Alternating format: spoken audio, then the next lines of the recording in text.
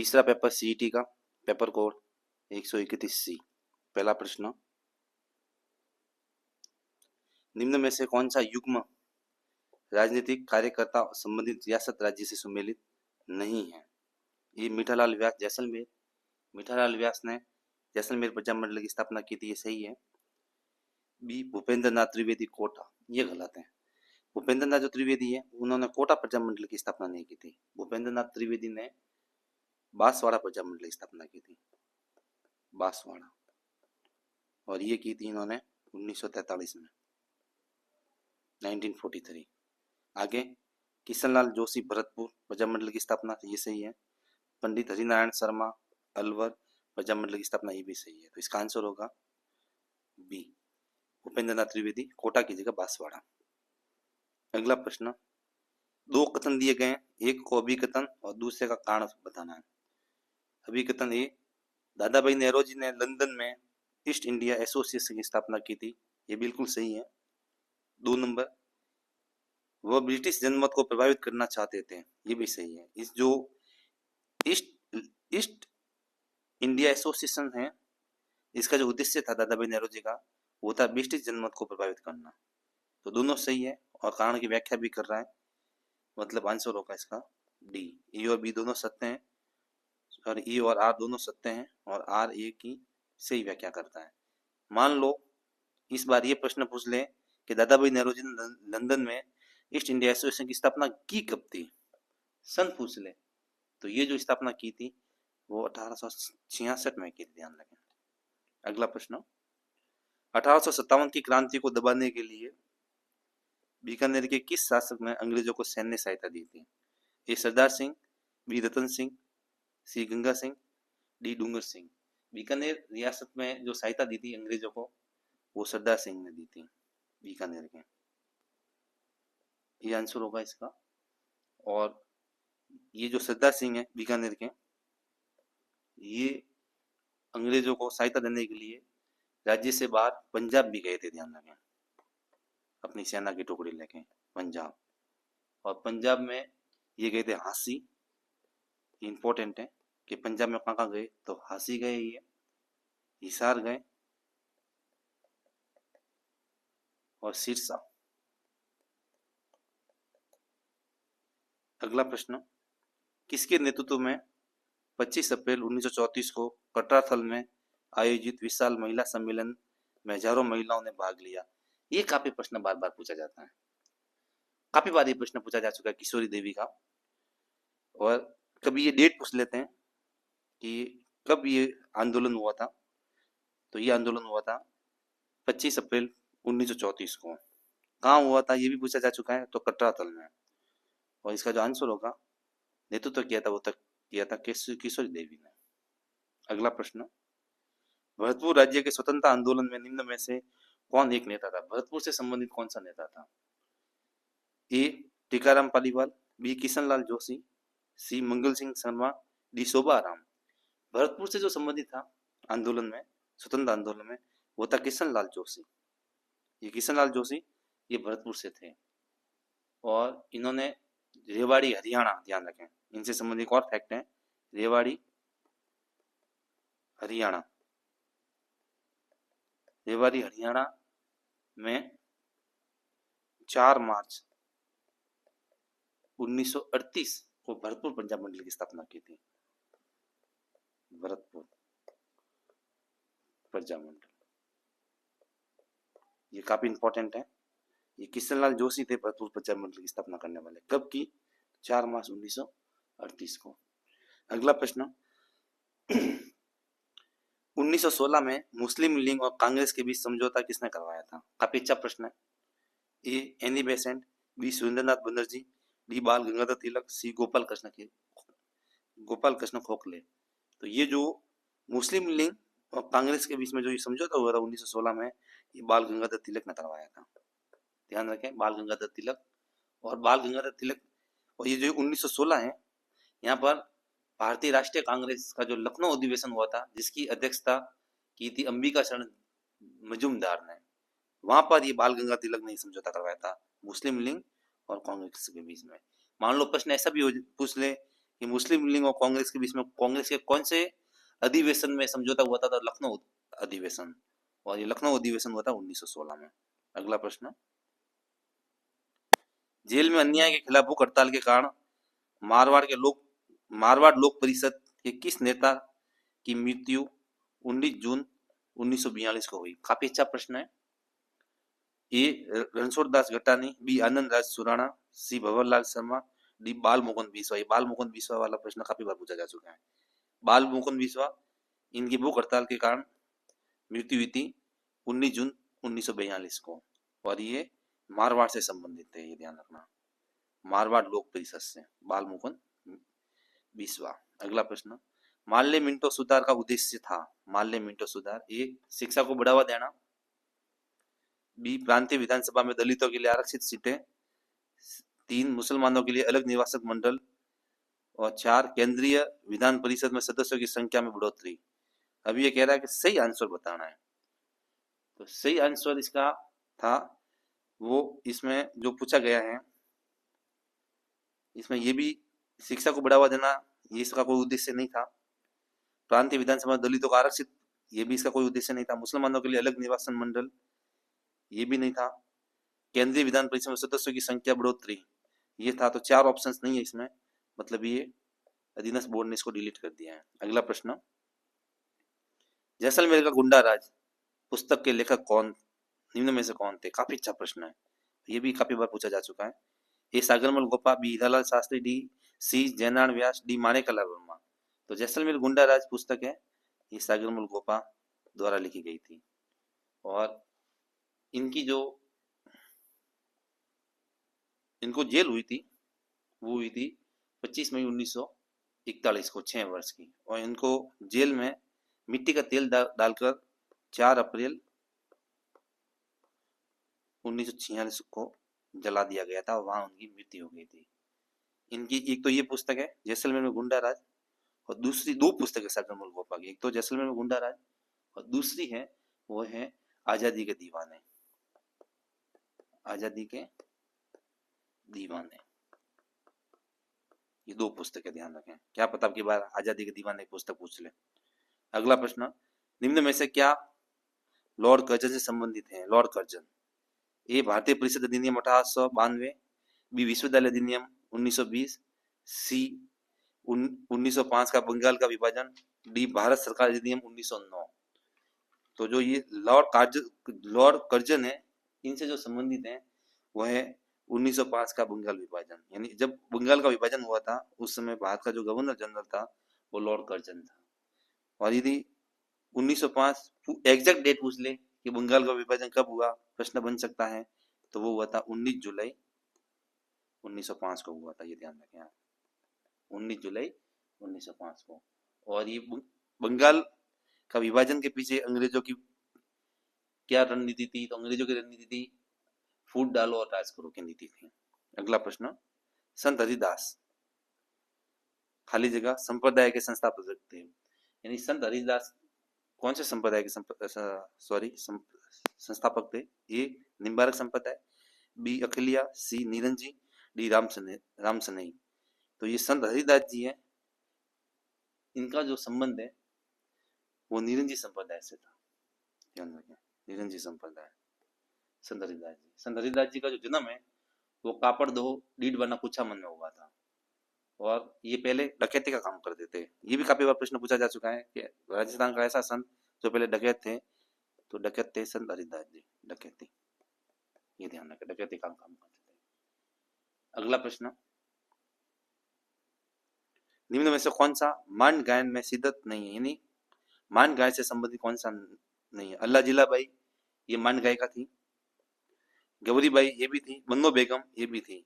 गुलाबो मांड गायिका नहीं थी, ये कालबेलिया नृत्य थी। गुलाबो कालबेलिया नृत्यांगना, कालबेलिया, ये ध्यान रखें।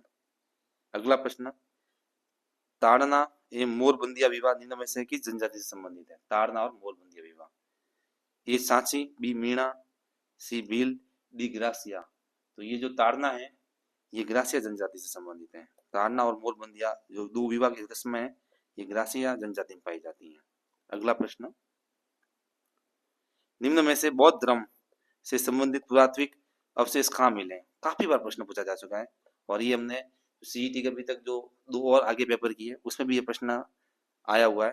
तो ये प्रश्न आपको लगभग हर हर 1-2 परीक्षा को में छोड़कर देखने को मिलता है। हो सकता है दोबारा वापस आ जाए, तो ध्यान रहे इसका। बौद्ध धर्म से संबंधित पुरातात्विक अवशेष कहाँ मिले? ए बैराट विराटनगर, बी मध्यमिका नगरी, सी नलियासर सांबर और डी रेड टॉप। तो जो ये बौद्ध धर्म से जो पुरातात्विक अवशेष मिले वो बैराट विराटनगर में मिले, ध्यान रखें। अगला प्रश्न, लोक कला मंदिर कहाँ स्थित है? ये 2 बार पूछ लिया।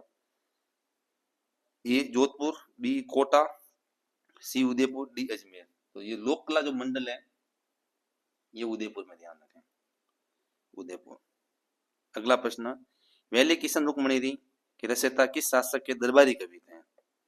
वैली किशन रुक्मणी है, इसके जो कवि है वो किस शासक के दरबारी कवि थे?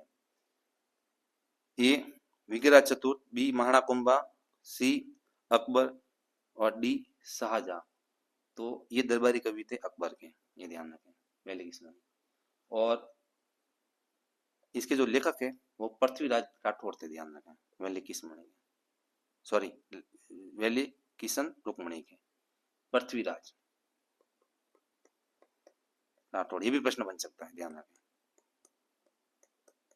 अच्छा प्रश्न था। अगला प्रश्न, गोपाल सैनी का संबंध राजस्थान की किस हस्तकला से है? ए टेराकोटा, बी ब्लू पॉटरी, सी काष्ठ कला, डी थेवा कला। जो ये गोपाल सैनी है इनका संबंध ब्लू पॉटरी से था, ध्यान रखें, ये ब्लू पॉटरी से संबंधित है। और ये गोपाल सैनी है ये जयपुर के निवासी थे, जयपुर।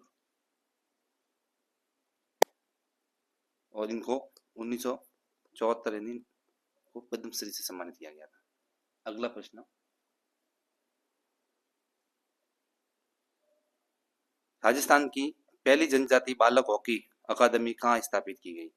काफी अच्छा प्रश्न है और बार बार ये प्रश्न आ रहा है। ए डूंगरपुर में, बी कोटा में, सी उदयपुर में, डी भीलवाड़ा में।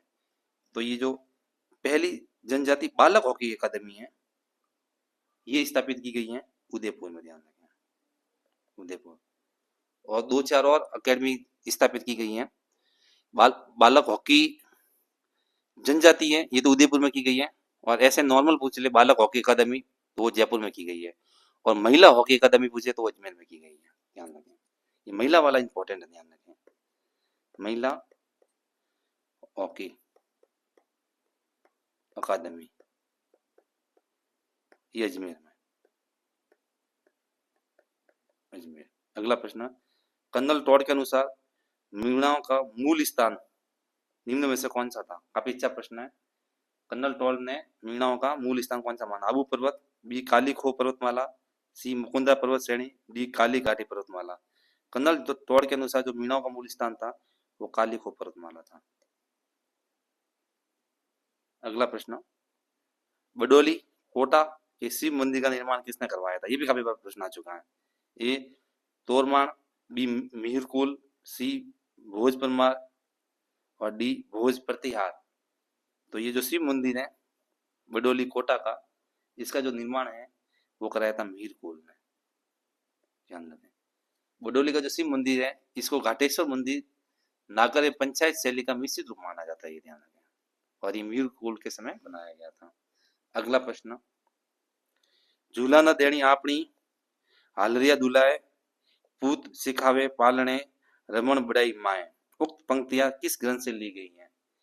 ए वंश भास्कर, बी वीर सतसई, सी कानड़ दे बर्बन, डी पृथ्वीराज राठौड़।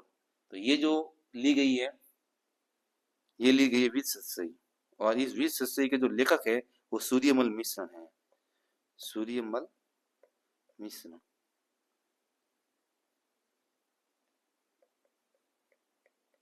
ये ध्यान रखें। और ये है, ये जो लिखी गई है इसकी जो भाषा है वेरी इंपॉर्टेंट, काफी बार पूछा जा चुका है। वीर सतसई की जो भाषा है वो डिंगल है, ध्यान रखें, डिंगल भाषा। अगला प्रश्न, सुमेलित करना है। गोगाजी, पाबूजी, हड़बूजी और फत्ताजी, इधर सातू, ददेरावा, कोहू और बंडोल। गोगाजी का जो जन्म है वो ददेरावा में हुआ, पाबू जी का जन्म है वो कोवू में हुआ, हड़बू जी का जो जन्म है वो भुंडोल में हुआ, और फत्ता जी का जन्म है वो सातों में हुआ। मतलब 2 3 4 और 1, 2 3 4 और 1 यानी बी आंसर। अगला प्रश्न, निम्न में से पशु मेला और जिला सही सुमेलित नहीं है। काफी इंपॉर्टेंट है। पशु मेला और ये चंद्रभागा पशु मेला झालावाड़ सही है। चंद्रभागा जो पशु मेला वो झालावाड़ में आयोजित होता है। गुगामेड़ी पशु मेला ये हनुमानगढ़, ये भी सही है। शिवरात्रि पशु मेला सवाई माधोपुर, ये गलत है। ये हमने बार बार पढ़ा है, काफी बार प्रश्न आ चुका है आगे। शिवरात्रि जो पशु मेला वो करौली में आयोजित होता है, न कि सवाई माधोपुर में। रामदेव पशु मेला नागौर, ये भी सही है। तो इसका आंसर होगा सी। अगला, किस ग्रंथकार ने अपने ग्रंथों का नाम बीकानेर महाराजा अनूप सिंह के नाम पर रखा। ये भी काफी अच्छा प्रश्न है, ये भी ध्यान रखें। ए भाव भट्ट, बी लोचन, सी हृदय नारायण देव, डी पुंडरीक विठल। तो ये जो बीकानेर महाराजा अनूप सिंह के नाम पर रखा था वो भाव भट्ट थे, ये ध्यान रखें। और जो भाव भट्ट है इन्होंने अनूप संगीत विलास, संगीत अनुपा कुछ और अनूप संगीत रत्नाकर, इन 3 ग्रंथों की रचना की थी। अगला प्रश्न, निम्न में से कौन सा कथन कालीबंगा सभ्यता के विषय में सही नहीं है। प्रश्न को भी ध्यान से पढ़ना है। कालीबंगा से ऊंट की हड्डियों के साक्ष्य मिले हैं। बी, कालीबंगा से प्रथम अंकित किए गए भूकंप के साक्ष्य मिले हैं। सी, कालीबंगा की खोज एक इटावली इंडोलॉजिस्ट लुइसी पियो टेस्टोरी ने की है। और डी, प्राकृत हड़प्पा अग्नि वेदियों के साक्ष्य मिले हैं। इसमें 2 ऑप्शंस गलत होने के कारण अधीनस्थ बोर्ड ने इसको डिलीट कर दिया प्रश्न को। अगला प्रश्न, राजस्थान में नरसिंह नाम से प्रसिद्ध है। ये भी प्रश्न काफी बार आ चुका है। ए, संत रामशरण जी, बी, कवि दुर्लभ जी, सी, शरणदास जी, डी, संत रज्जब जी। तो जो नरसिंह नाम से जो प्रसिद्ध है वो कवि दुर्लभ जी है, ध्यान रखें। और ये जो कवि दुर्लभ जी है, ये कृष्ण भक्ति के उपदेश देते थे। तो बांसवाड़ा और डूंगरपुर को अपना कार्यस्थल बनाया। ये दुर्लभ जी ने बांसवाड़ा और डूंगरपुर, ये भी प्रश्न आ सकता है, अपना कार्यस्थल बनाया। अगला प्रश्न, कंठ फटे जोगी डमरू एवं सारंगी वाद्य यंत्रों के साथ किस लोक देवी के गीत गाते हैं। ये भी काफी प्रश्न अच्छा है और भी बार बार प्रश्न पूछा जा चुका है। जीण माता ए, नागणेशी माता बी, शीतला माता सी, और सकराय माता डी। तो ये कंठ फटे जोगी डमरू और सारंगी वाद्य यंत्रों के साथ जो गीत गाते हैं वो जीण माता के गाते हैं, ध्यान रखें। जीण माता, ये आंसर होगा इसका, जीण माता। और ये जीण माता ये चौहानों की कुल देवी है, ध्यान रखें। ये काफी बार प्रश्न आ चुका है।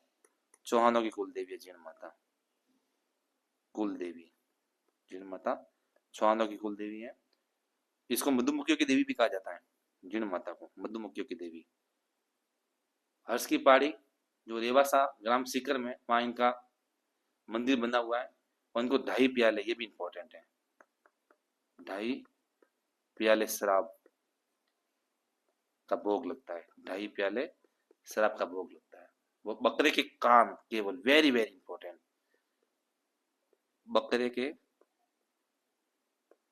कान की बलि दी जाती है, बकरे के कान की बलि। अगला प्रश्न, मेवाड़ राज्य घराने के अंत्येष्टि स्थल का नाम क्या था। ये भी प्रश्न रिपीट है। ए, कागा, बी, कैटोर, सी, महासत्य, डी, बड़ा बाग। तो इसका सही आंसर होगा महासत्य, सी आंसर होगा इसका। महासत्य का टीला आपने सुना होगा। और ये कहा है, ये आहड़ सभ्यता में है, आहड़ सभ्यता में। यहाँ पर ये मेवाड़ घराने की अंत्येष्टि स्थल में शमशान घाट। अगला प्रश्न, निम्न में से राजपूताना के किस क्षेत्र पर वृक वंश ने शासन किया था। काफी अच्छा प्रश्न है। ए, बदनौर, बी, बयाना, सी, अलवर, डी, अजमेर। तो ये जो वृक वंश ने शासक किया था वो बयाना में किया था, ध्यान रखें, बयाना। अगला प्रश्न, निम्न में से कौन सा लोक नाट्य और स्थान सुमेलित नहीं है। नौटंकी भरतपुर और धौलपुर में होती है, 100% सही है। तमाशा ये जयपुर का, ये भी सही है। तुरा कलंकी मारवाड़, ये गलत है। तुरा कलंकी मेवाड़ का है, नहीं कि मारवाड़ का, मेवाड़। और रम्मत ये बीकानेर और जैसलमेर का है, ये भी सही है। तो इसका आंसर होगा सी। अगला प्रश्न, ओगनिया, अंगोटिया, सुरलिया आभूषण पहने जाते हैं। ये 3 आभूषण दिए गए हैं, ओगनिया, अंगूठिया, सुरुलिया। ये आभूषण सिर के आभूषण है, कलाई के हैं, कानों के हैं या पैरों के हैं। ये जो आभूषण है ओगनिया, अंगूठिया, सुरुलिया, ये कानों के आभूषण है, ध्यान रखें। अगला प्रश्न, महाराणा प्रताप ने चाडो को अपनी राजधानी कब बनाया था? ये काफी इंपॉर्टेंट प्रश्न है और ये काफी बार पूछा जा चुका है। 1580, 1576, 1582 या 1585? तो चाडो को राजधानी महाराणा प्रताप ने बनाया था 1585, ये ध्यान रखें। और चाडो के बारे में जानकारी है कि ये 1585 से लेकर 1597 तक महाराणा प्रताप की राजधानी रहा था, ध्यान रखें। यानी 12 वर्ष तक महाराणा प्रताप ने इसको राजधानी बनाया था। और 1597 से लेकर 1603, 1597 से लेकर 1613 तक ये अमर सिंह प्रथम ने इसको राजधानी बनाया। तो ये 16 वर्ष तो रही अमर सिंह के समय राजधानी, और महाराणा प्रताप के समय रही 12 वर्ष, यानी 12 और 16 यानी चाडव कुल राजधानी रही 28 वर्ष। ये भी प्रश्न एक बार आ चुका है, ध्यान रखें। महाराणा प्रताप के समय 12 वर्ष, अमर सिंह के समय, अमर सिंह प्रथम के समय 16 वर्ष, 12, 16, 28 वर्ष, कुल 28 वर्ष रही राजधानी चाडव। अगला प्रश्न, आबानेरी तथा राजौरगढ़ के कलात्मक वैभव किस काल से संबंधित है? गुजर प्रथियार, चौहान, भूइल, सिसोदिया या राठौड़? ये जो आबानेरी है तथा ये राजौरगढ़ है, इसके जो कलात्मक वैभव है ये गुजर प्रथियार काल से संबंधित है, ध्यान रखें। गुजर प्रथियार। आबानेरी जो है यहाँ हर्ष माता का मंदिर है, ध्यान रखें। ये भी बता देता हूं मैं आपको, आ सकता है प्रश्न, हर्ष माता। अगला प्रश्न, हमीर हट नामक ग्रंथ किसने लिखा? ये भी काफी बार प्रश्न आ चुका है। राव जोधा, चंद्रशेखर, दलपत, केशव? तो हमीर हट के जो लेखक है वो चंद्रशेखर है, ध्यान रखें। हमीर हट के लेखक चंद्रशेखर। अगला प्रश्न, निम्नलिखित युद्धों में से उनके लड़े जाने के वर्ष के अनुसार पहले से आखिरी क्रम सही क्रम में व्यवस्थित करना है।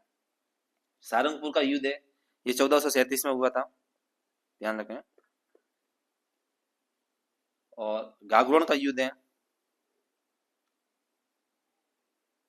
सॉरी मिस्टेक होगी, तो ये सारंगपुर का युद्ध है ये 1537 में हुआ था, सॉरी 1437 में, 1437 में। गागरोन का जो युद्ध है ये 1519 में हुआ था। बयाना का युद्ध है ये 1527 में हुआ था। और जो मावली का युद्ध है ये 1540 में हुआ था। तब इसको व्यवस्थित करना है पहले से अंतिम तक।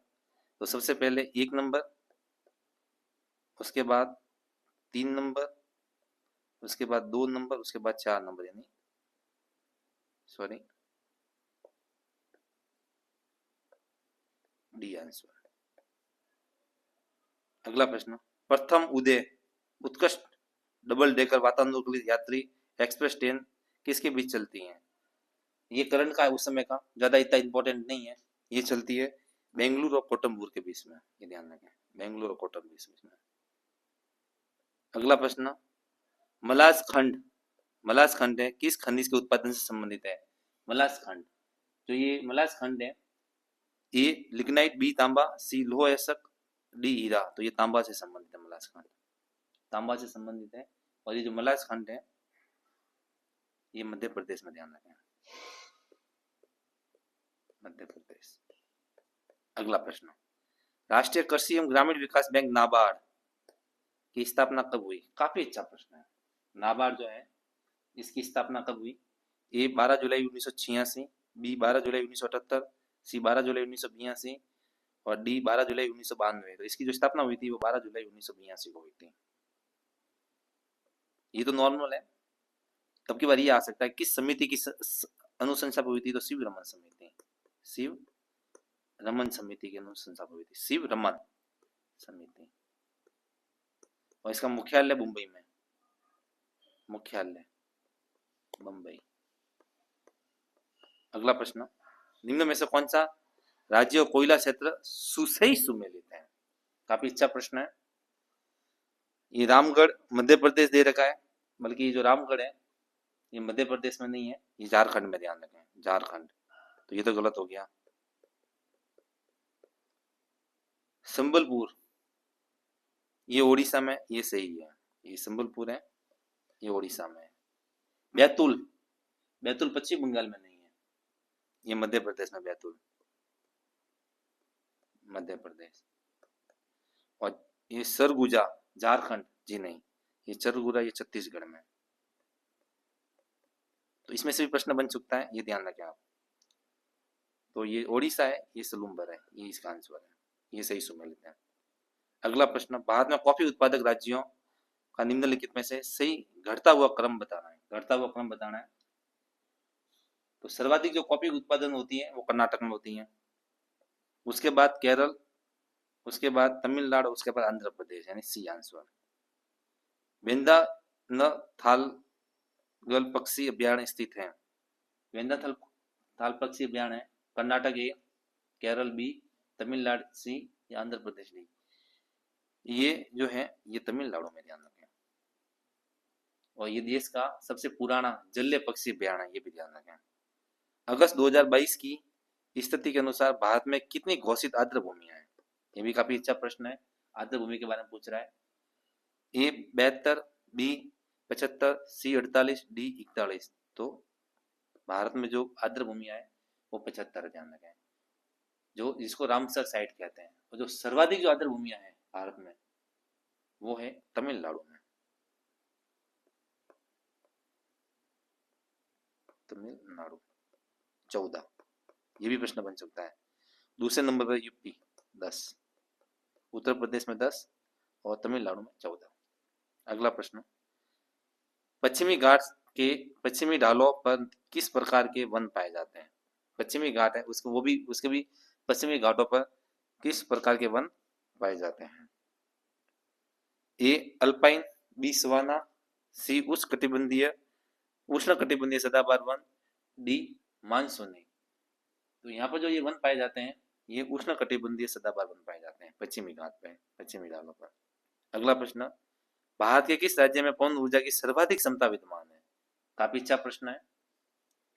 ये गुजरात, बी तमिलनाडु, सी राजस्थान, डी कर्नाटक। तो जब ये प्रश्न बना था उस समय गुजरात था सर्वाधिक पवन ऊर्जा का। और अब वर्तमान में जो स्थापित क्षमता है उसमें कर्नाटक नहीं, सॉरी, तमिलनाडु, इसका ध्यान रखें, इसका आंसर गुजरात होगा। सलाल परियोजना किस नदी पर स्थित है? ए सिनाब, बी रावी, सी व्यास, डी झेलम। जो ये सिनाब परियोजना है, सलाल परियोजना सॉरी, ये सिनाब नदी पर स्थित है, ध्यान रखें। अगला प्रश्न, रातानाडा हवाई अड्डा अपनी सेवाएं उपलब्ध करवाता है जोधपुर को, सॉरी, कोटा को, बीकानेर को, उदयपुर को। तो रातानाडा कहाँ है? रातानाडा जोधपुर में, ये ध्यान रखें। अगला प्रश्न, जनगणना 2011 के अनुसार राजस्थान में जिस जिले में ग्रामीण लिंगानुपात सबसे कम था वो है, ये भी प्रश्न काफी बार रिपीट हो चुका है। ये जैसलमेर, बी धौलपुर, सी टोंक, डी बाड़मेर। तो सर्वाधिक जो, सॉरी, न्यूनतम ग्रामीण लिंगानुपात है सबसे कम, वो धौलपुर का है, ध्यान रखें। और ये जो न्यूनतम लिंगानुपात धौलपुर का है वो 849 है। और सर्वाधिक जो है ग्रामीण लिंगानुपात वो पाली का है और वो है 1003। अब मान लो शहरी भूस्लेब की बात, तो सर्वाधिक जो शहरी लिंगानुपात है शहरी, वो टोंक का है 985। और न्यूनतम भूस्लेब शहरी लिंगानुपात तो वो जैसलमेर का है 807। बीसलपुर बांध का निर्माण किस वर्ष पूर्ण हुआ? काफी अच्छा प्रश्न है, बीसलपुर बांध के बारे में पूछ रहा है। ए 1989, बी 1992, सी 1996, डी 1999। तो ये जो बीसलपुर बांध का जो निर्माण कार्य जो शुरू हुआ था वो हुआ था 1987 से, ध्यान रखें, और समाप्त हुआ 1999, पूर्ण हुआ मतलब 1999। अगला प्रश्न, उपलब्ध जल उपलब्धता के आधार पर कौन सी नदी बेसिन राजस्थान में द्वितीय स्थान पर है? ये प्रश्न पूछ रहा है। ए बनास, बी माही, सी लूणी, डी साबरमती। तो द्वितीय जो स्थान है जल उपलब्धता के मामले वो बनास नदी है, ध्यान रखें, बनास। अगला प्रश्न, राजस्थान के दक्षिणी क्षेत्रों में सागवान के वृक्ष अधिक पाए जाते हैं, ये सही है एकदम। सागवान अधिक सर्दी व पाला सहन कर पाता है, ये गलत है। सागवान है वो अधिक सर्दी और पाला सहन नहीं कर पाता, मतलब इसका ए सही है, आर गलत है। ए सही, आर गलत है, मतलब सी आंसर। राजस्थान के किस भाग में एंटीसोल्स मृदा पाई जाती है? एंटीसोल्स मृदा, जो एंटीसोल्स है इसको रेगिस्तानी मिट्टी भी कहा जाता है। पश्चिमी, दक्षिणी, दक्षिणी पूर्वी, पूर्वी। जब रेतीली मिट्टी है, रेगिस्तानी मिट्टी है एंटीसोल्स, तो पश्चिमी भाग में पाई जाएगी, जाहिर सी बात है। अगला प्रश्न, कौन सा खनिज खनन क्षेत्र सुमेलित नहीं है? काफी अच्छा प्रश्न है, सुमेलित नहीं है। डोलोमाइट, ये बाजला और काबरा, ये सही है। डोलोमाइट है, ये निकलता है बाजला और काबरा। फ्लोराइड, ये मांडो की पाल, सही है। सीसा और जस्ता, ये रामपुरा गुसा, ये भी सही है। रॉक फास्फेट बरोड़िया, ये गलत है। रॉक फास्फेट है ये उदयपुर, जैसलमेर, जयपुर ग्रामीण और बांसवाड़ा में निकलता, ध्यान रखें, बरोड़िया में नहीं निकलता, डी आंसर। अगला प्रश्न, आकल काश जीवाश्म उद्यान किस जिले में स्थित है? काफी अच्छा प्रश्न, और बार बार प्रश्न पूछा जा चुका है। ए जैसलमेर, बी बूंदी, सी पाली और डी राजसमंद। अक्कलवुड है ये जैसलमेर में, ध्यान रखना। और इसका जो क्षेत्रफल है वो है 3162 वर्ग किलोमीटर स्क्वायर, और ये दो भागों में बटा हुआ, ध्यान रखें। 1900 जो किलोमीटर स्क्वायर है ये जैसलमेर में है, जैसलमेर। और जो 1262 वर्ग किलोमीटर है, किलोमीटर स्क्वायर, ये बाड़मेर में फैला हुआ है। मतलब ये दो जिलों में, जैसलमेर और बाड़मेर। इसमें जैसलमेर ऑप्शंस में, तो जैसलमेर। अगला प्रश्न, गिरल लिग्नाइट ताप शक्ति परियोजना किस गांव में स्थित है? ए समदड़ी बाड़मेर, बी रामसर अजमेर, सी थुम्बली गांव बाड़मेर, डी सिवाना।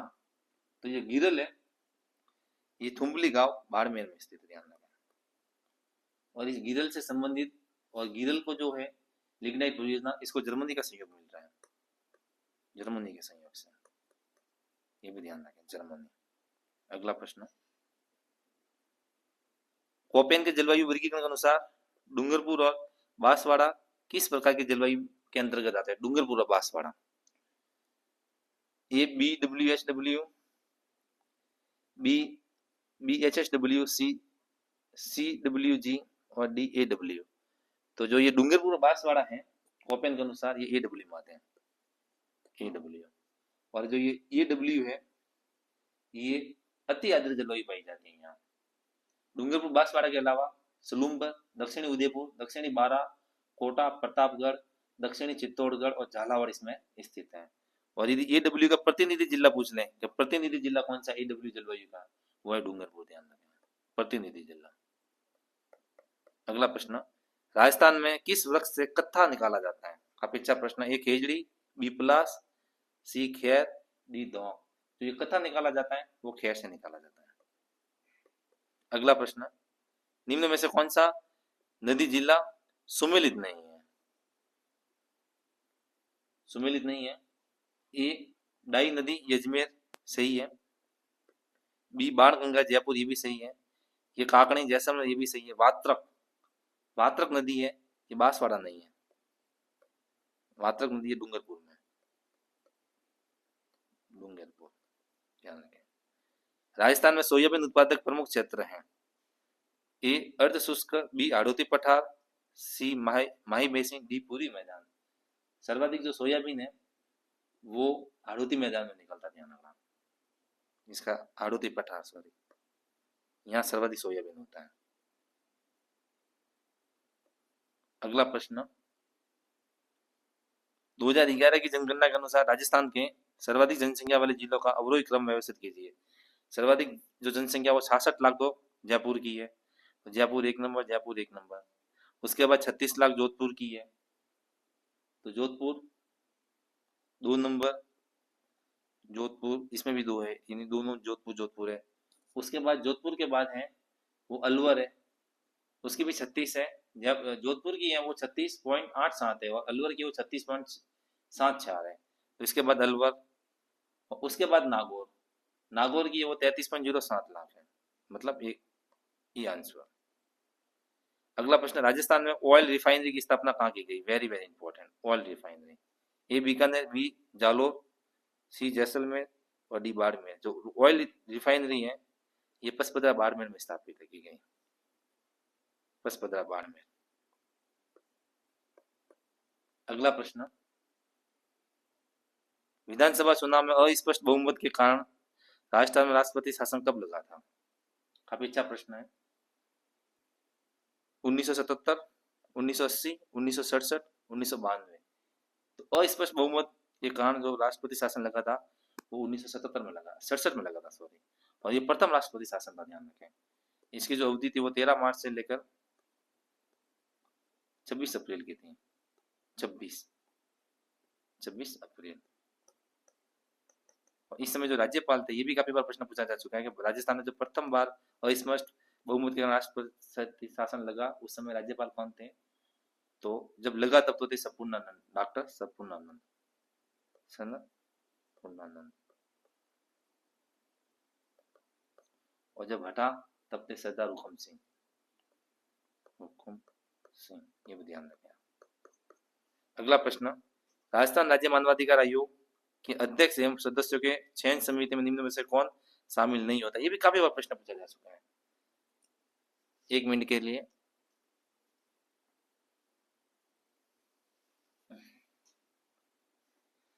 वापिस आते हैं। हाँ, राजस्थान राज्य मानवाधिकार आयोग के अध्यक्ष एवं सदस्यों के चयन समिति में निम्न में से कौन सा शामिल नहीं है? जो समिति बनती है मुख्यमंत्री की अध्यक्षता में वो समिति बनती है राज्यपाल के आदेश से। तो मुख्यमंत्री तो उसका अध्यक्ष होता है, तो हो गई होगा। राज्यपाल, गृह मंत्री, विपक्ष का गृह मंत्री भी होता है, विपक्ष का नेता भी होता है। राज्यपाल के आदेश से बनती है ये, न कि राज्यपाल इसमें सदस्य होता है। मुख्यमंत्री होगा, गृह मंत्री होगा, विपक्ष का नेता, यदि विधान परिषद और विधानसभा दोनों है तो दोनों के विपक्ष के नेता इसमें शामिल होंगे। अगला प्रश्न, निम्नलिखित में से कौन सा कथन असत्य है? असत्य कथन को बताना है। पंचायत अनुसूचित क्षेत्रों में विस्तार पैसा अधिनियम 24 दिसंबर 1996 को लागू हुआ, ये सही है। पैसा अधिनियम दिलीप सिंह भूरिया समिति के अनुशंसा पर बनाया गया, ये भी सही है। ये एक एक इंपॉर्टेंट फैक्ट है, ध्यान रखें आप। पैसा अधिनियम अनुसूची 5 से 5 के 9 राज्यों में लागू होती है, जी नहीं, ये गलत है। ये जो पैसा है ये अनुसूची 5 में है, संविधान की अनुसूची 5 में है। ये 9 राज्यों की जगह 10 राज्यों में लागू होती है, 10 राज्य। इस अधिनियम में एक उद्देश्य जनजातीय समुदायों की परंपराओं और रीति रिवाजों की सुरक्षा एवं संरक्षण करना, ये भी सही है। मतलब इसका सी आंसर है, 9 की जगह 10 राज्य आएंगे। अगला प्रश्न, राजस्थान में राजस्व मंडल की स्थापना हुई थी, कब हुई थी? ए 1947, बी 1949, सी 1951, डी 1955। तो जो ये राजस्व मंडल की जो स्थापना हुई थी वो 1949 में हुई थी। और एग्जैक्ट डेट पूछ ले तो 1 नवंबर 1949, 1 नवंबर 1949। अगला प्रश्न, राजस्थान राज्य मानवाधिकार आयोग के ऐसे अध्यक्ष को चिन्हित कीजिए जो उच्चतम न्यायालय के न्यायाधीश भी रह चुके हैं, यानी सुप्रीम कोर्ट के न्यायाधीश रह चुके हैं। ए कांता कुमारी भटनागर, बी गोपाल कृष्ण व्यास, सी सैयद सगीर अहमद, डी नरेंद्र कुमार जैन। तो जो ऐसे जो मानवाधिकार आयोग के अध्यक्ष भी रह चुके हैं और सुप्रीम कोर्ट के मुख्य न्यायाधीश भी रह चुके हैं वो है सैयद सगीर अहमद, ये ध्यान रखें। और ये कब रहे थे?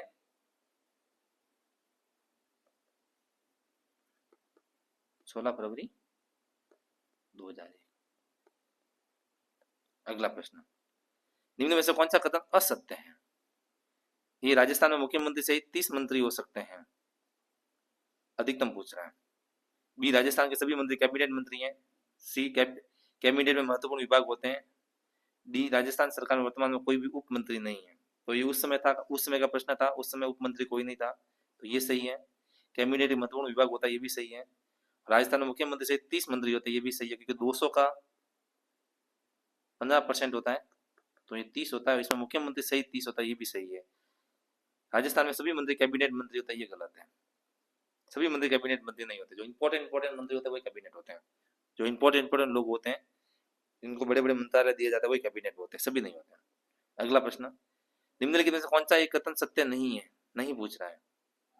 ए, सन 1772 में वारेन हेस्टिंग्स द्वारा जिला कलेक्टर का पद सृजित किया गया, ये सही है।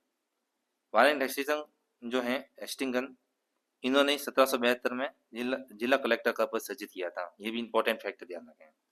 बी, जिले में जिला कलेक्टर मुख्य प्रोटोकॉल अधिकारी का कार्य करता है, ये भी सही है। ये जो मुख्य प्रोटोकॉल अधिकारी होता है वो जिला कलेक्टर ही होता है। सी, भारत के संविधान के अनुच्छेद 233 में जिला न्यायाधीश शब्द का उल्लेख किया गया है, ये भी सही है।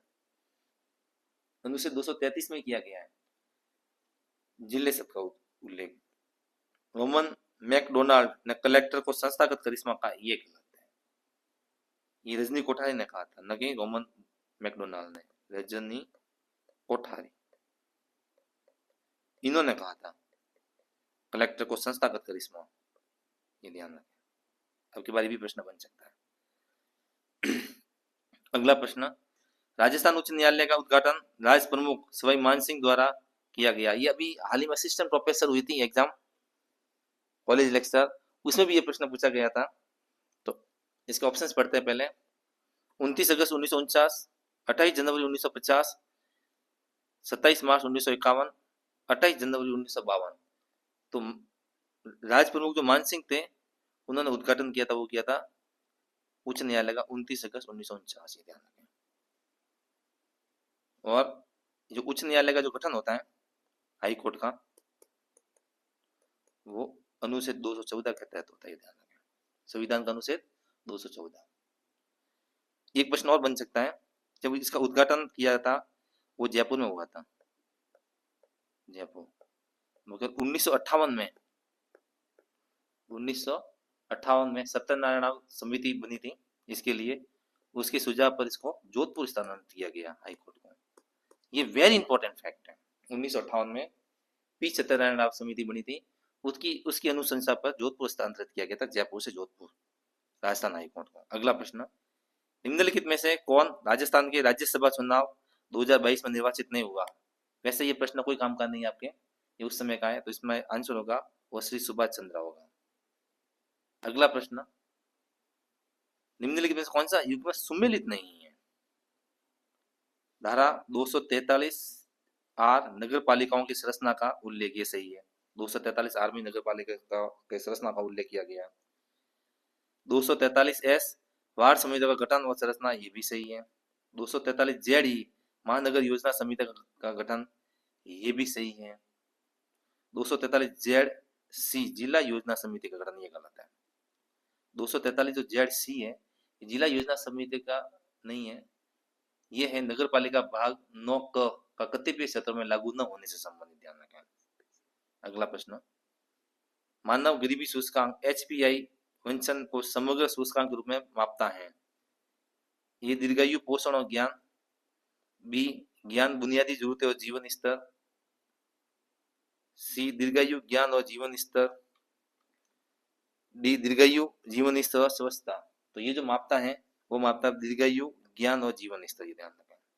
अगला प्रश्न, योजना आयोग को दिए गए संस्थागत में से किसके द्वारा प्रतिस्थापित किया गया? काफी अच्छा प्रश्न है। नीति आयोग, भारत का वित्त आयोग, भारत का निवेश आयोग, राष्ट्रीय विकास परिषद। तो ये जो प्रतिस्थापित किया गया था योजना आयोग, नीति आयोग, योजना आयोग के स्थान पर नीति आयोग लाया गया। माल एवं सेवा कर नेटवर्क GSTN के संबंध में निम्न कथनों पर विचार करना है। यह गैर सरकारी प्राइवेट लिमिटेड कंपनी है। अगला प्रश्न, यह एक गैर लाभ कंपनी है, दोनों सही है। यह गैर सरकारी प्राइवेट लिमिटेड कंपनी है GSTN, और ये गैर लाभ कंपनी, ये भी सही है, नहीं, इसका आंसर होगा सी 73 में। अगला प्रश्न, निम्न में से क्या भारतीय अर्थव्यवस्था की कृषि और संवर्ग सेवाओं में सम्मिलित नहीं? कृषि और संवर्ग सेवाओं क्या नहीं आता? वानिकी, खाद्य प्रसंस्करण, मत्स्य, कटाई और वृक्ष। वानिकी आता है, मत्स्य आता है और कटाई वृक्ष आते हैं। खाद्य प्रसंस्करण है, ये इसका भाग नहीं है। अगला प्रश्न, राष्ट्रीय खाद्य सुरक्षा मिशन का एक उद्देश्य कुछ फसलों के उत्पादन में वृद्धि करना है, जो है, यानी राष्ट्रीय खाद्य सुरक्षा जो मिशन है ये कब शुरू किया गया? ये अभी हमने पिछले वाले पेपर में भी देखा था, ये 2007-8 में शुरू किया गया। और इसमें जो केंद्र और राज्य का जो हिस्सा है वो 60-40 का है। अब इसमें महत्वपूर्ण फसलें डाली गई हैं। पहले चावल और गेहूं थे, ध्यान रखें, मगर वर्तमान में दालें और दलहन भी शामिल की गई हैं। तो इसका आंसर होगा ए, चावल, गेहूं, दालें और तिलहन। अगला प्रश्न, निम्नलिखित में से किस देश ने वर्ष 2021-22 में भारत के साथ सर्वाधिक निर्यात की है? ये उस समय का करंट का प्रश्न है, इतना इंपॉर्टेंट नहीं है, तो इसका आंसर होगा यूएसए। अगला प्रश्न, 2011 की जनगणना के अनुसार भारत के किस राज्य का लिंगानुपात सर्वाधिक था? काफी अच्छा प्रश्न है और सरल भी है। तो ए केरल, बी तमिलनाडु, सी छत्तीसगढ़, डी आंध्र प्रदेश। तो केरल का जो है वो सर्वाधिक लिंगानुपात है 1084, ध्यान रखें। अगला प्रश्न, भारतीय अर्थव्यवस्था के संदर्भ में निम्न कथनों पर विचार करना है। ए सार्वजनिक ऋण, बी सार्वजनिक राजस्व, सी खुले बाजार की क्रियाएं, डी बैंक दर। अब इसमें मौद्रिक नीति के घटक कौन से? मौद्रिक नीति, सार्वजनिक क्रियाएं हैं, ये मौद्रिक नीति का घटक नहीं है, ये राजकोषीय नीति का घटक है, राजकोषीय। सार्वजनिक व्यय है, ये भी राजकोषीय का है। खुले बाजार की क्रिया, ओपन मार्केट ऑपरेशन, ये है, ये मौद्रिक नीति का है, आरबीआई के अंतर्गत आता है। और बैंक दर, ये भी है, यानी एक नहीं है, दो नहीं है, ये दोनों राजकोषीय नीति के हैं। 3 और 4 मतलब डी आंसर। अगला प्रश्न, भारत में राजकोषीय नीति किसके द्वारा तैयार की जाती है? अभी हमने ऊपर ही डिस्कस किया है कि जो राजकोषीय नीति है ये भारतीय रिजर्व बैंक यानी आरबीआई के द्वारा तैयार की जाती है। और ये कितने महीनों में होती है? प्रति 3 माह में, प्रति 3 माह में इसके आंकड़े जारी किए जाते हैं राजकोषीय नीति के। अगला प्रश्न, जीएसटी पहचान नंबर के संबंध में क्या सही नहीं है? जीएसटी का जो पहचान है इसके बारे में कौन सा गलत बता रहा है? यह एक 15 अंक अक्षरों का कोड होता है। बी, इसमें प्रथम 2 अंक राज्य का कोड होता है। सी, इसमें व्यक्ति या व्यवसाय के पैन कार्ड नंबर समाहित होते हैं। 15 अंक का अक्षरों कोड होता है, ये सही है। 2 अंक जो शुरू के 2 अंक है प्रथम, वो राज्य को डिकोड करता है, ये भी सही है। इसमें व्यक्ति या व्यवसाय के पैन कार्ड नंबर समाहित होता है, ये भी सही है। 16 अंक नहीं होते हैं, 15 होते हैं, मतलब डी आंसर। अगला प्रश्न, राजस्थान में मुख्यमंत्री राजनिधि योजना, वेरी वेरी इंपॉर्टेंट, अब की बार भी प्रश्न बन सकता है। राजस्थान में मुख्यमंत्री राजनिधि योजना किस वर्ष घोषित की गई?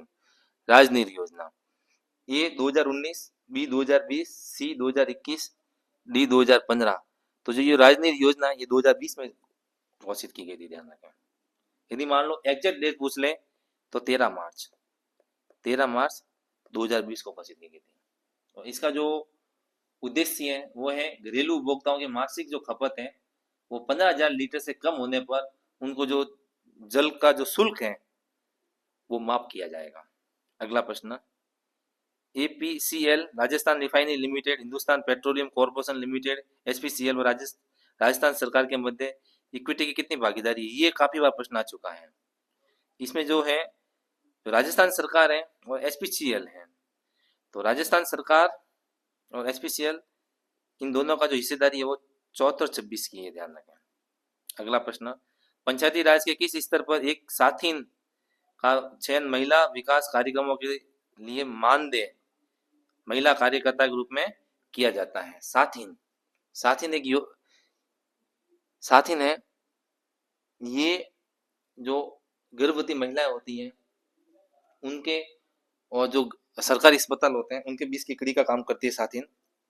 तो ये ग्राम पंचायत स्तर लेवल पर ये कार्य करती है, ध्यान रखें, डी आंसर।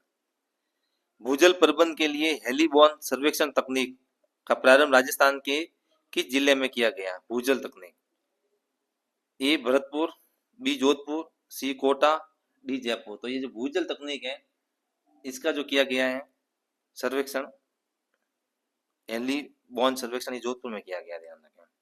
और ये कब किया गया? तो ये 5 अक्टूबर 2021 में किया गया। अगला प्रश्न, राजस्थान में मक्का की खेती के प्रमुख जिले हैं, काफी बार प्रश्न पूछा जा चुका है। जो दक्षिण दक्षिणी जिले हैं वो मक्का से संबंधित हैं। तो बारा, जालोर और प्रतापगढ़, जालोर तो है ही नहीं। चित्तौड़, बांसवाड़ा और बूंदी, चित्तौड़, बांसवाड़ा, बूंदी यही है। बांसवाड़ा पाली है ही नहीं, और सिरोही भी नहीं है। सिरोही में ठीक ठाक होता है, बीता नहीं है। बारा, कोटा और झालावाड़, कोटा नहीं है। तो इसका आंसर होगा चित्तौड़, बारा और बूंदी, बी आंसर। अगला प्रश्न, राजस्थान खादी एवं ग्राम उद्योग बोर्ड द्वारा खादी प्लाजा का निर्माण कहाँ किया गया? ये काफी अच्छा प्रश्न। खादी प्लाजा, खादी प्लाजा का जो निर्माण है वो किया गया है जयपुर में, ध्यान रखें, जयपुर।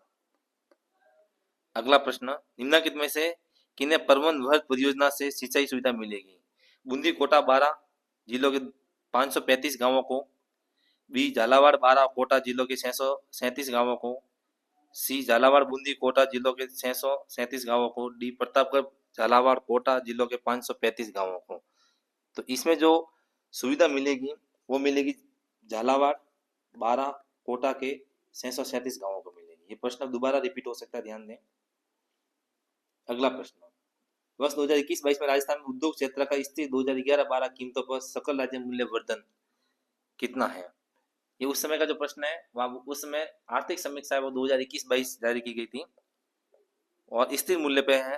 तो जो इसका आंसर है उस समय का वो है 26.34। अभी वर्तमान में 2023-24 की जारी की जा चुकी है आर्थिक समीक्षा। और ये वेरी वेरी इंपॉर्टेंट फैक्ट बता रहा हूँ, ध्यान रखें। इसमें स्थिर मूल्य पे बता रहा हूँ क्योंकि स्थिर मूल्य पे पूछा है। कृषि, उद्योग और सेवा, स्थिर मूल्य पे ध्यान दें 2011-12 के अनुसार।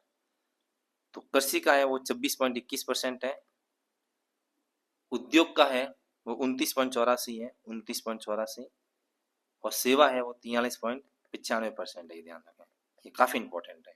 ये आर्थिक समीक्षा 2023-24 के अनुसार बताया मैंने, और 100% एक प्रश्न जरूर बनेगा इसमें से। अगला प्रश्न, राजस्थान में उत्सव भोज योजना का संबंध है? ए इंदिरा गांधी रसोई योजना, बी रैन बसेरा में भोजन, सी सामुदायिक विवाह योजना, डी मिड डे मील योजना। जो उत्सव भोज योजना है इसका संबंध मिड डे मील योजना से संबंधित है। उत्सव भोज का मतलब यदि किसी व्यक्ति का जन्मदिन है, कोई शादी है और वहाँ का जो खाना है या बच गया या वो देना चाहता है तो वो मिड डे मील के तहत स्कूलों में वितरित करवा सकता है। अगला प्रश्न, श्रम ब्यूरो शिमला सितंबर 2020 में राजस्थान के किन केंद्रों के लिए औद्योगिक श्रमिकों हेतु उपभोक्ता मूल्य सूचकांक आधार वर्ष 2016 जारी करता है? ये काफी अच्छा प्रश्न है, ये भी आर्थिक समीक्षा से जुड़ा हुआ प्रश्न है। 2016 है वो उपभोक्ता मूल्य सूचकांक का आधार वर्ष 2016, वो भी कौन सा? औद्योगिक श्रमिकों के हेतु। अलवर, भीलवाड़ा, जयपुर, अजमेर, जयपुर, भीलवाड़ा, जयपुर, जोधपुर, बीकानेर, अलवर, अजमेर और जयपुर। तो इसका जो सही आंसर होगा वो अलवर, भीलवाड़ा और जयपुर है। इस अलवर के पहले अजमेर शामिल था, अजमेर को हटाकर अलवर शामिल किया गया है, ये ध्यान रखें। तो इसका आंसर वर्तमान के हिसाब से पूछा है तो अलवर, भीलवाड़ा और जयपुर। अगला प्रश्न, अंतर्राष्ट्रीय महिला दिवस 2022 में नारी शक्ति पुरस्कार निम्न में से किसे सम्मानित किया गया? ये भी उस समय का करंट का प्रश्न है। बतुल बेगम। पद्म पुरस्कार 2022 के अधोलिखित प्राप्तकर्ताओं में कौन राजस्थान से संबंधित है? ये भी उस समय का करंट का प्रश्न है। तो इसका आंसर होगा चंद्र प्रकाश त्रिवेदी। इंपॉर्टेंट नहीं है।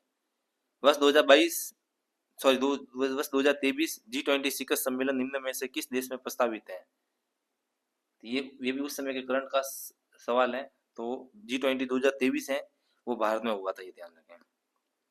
मई 2022 में त्रिपुरा के नए मुख्यमंत्री किसे नियुक्त किया गया? ये भी उस समय करंट का प्रश्न है, डॉक्टर मानिक शाह। जनवरी 2022 को केंद्र सरकार की पीएम वाणी योजना का शुभारंभ राजस्थान के किस जिले से किया गया? ये भी करंट का प्रश्न है।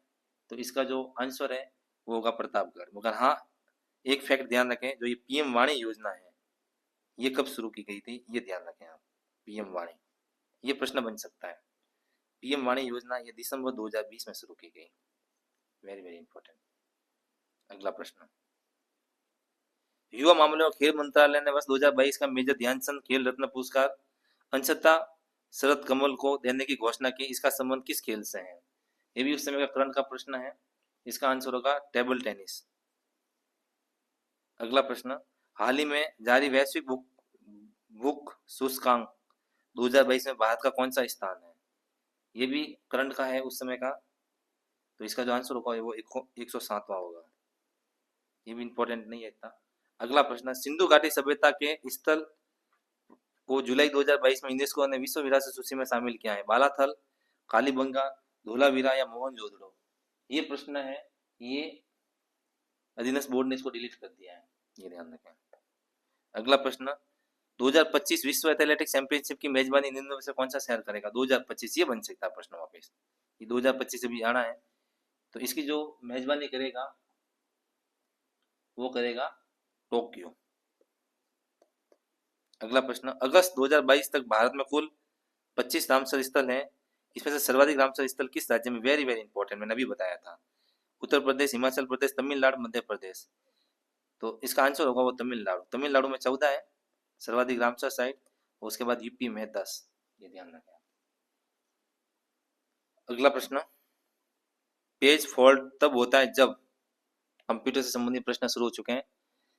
ए, पेज मेमोरी में मौजूद है, बी, डेड लॉक होता है, सी, पेज मेमोरी में मौजूद नहीं है, डी, बफरिंग होता है। तो पेज का फॉल्ट तभी होगा जब पेज है वो मेमोरी में मौजूद नहीं है, तभी फॉल्ट होता है।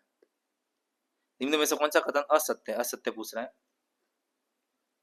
डिजाइनर एक आउटपुट युक्ति है, जी नहीं, ये गलत है, ये गलत है, पहला ये सत्य है।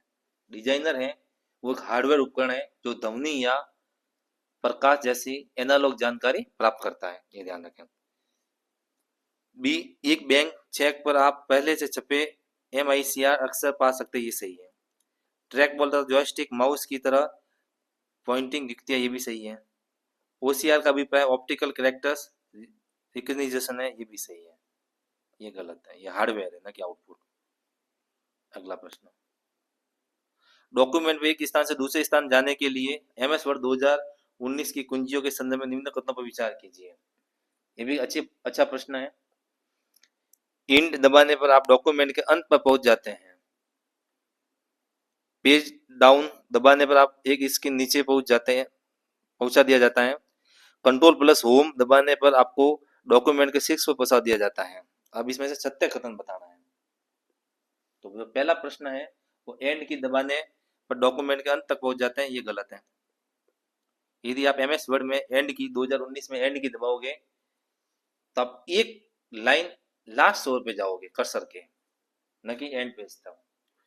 दूसरा है पेज डाउन दबाने पर आपको एक स्क्रीन नीचे पहुंचा दिया जाता है, ये सही है, पेज डाउन दबाने पर। कंट्रोल प्लस होम कंट्रोल दबाने पर डॉक्यूमेंट के शीर्ष पर पहुंचा जा सकता है, ये भी सही है।